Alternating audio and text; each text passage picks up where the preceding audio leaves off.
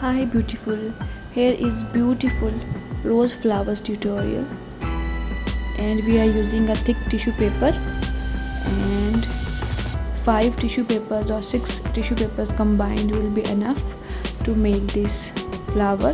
Now cut it in the middle and now fold it and give it a twist like this.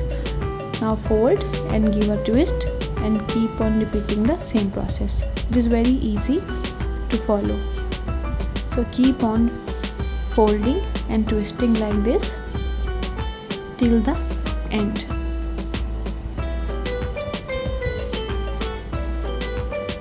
Like this.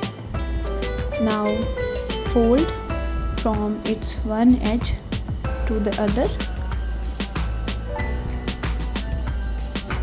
and it will be end up as a beautiful flower, and you can secure it with the rubber band or with the glue and your flowers are ready.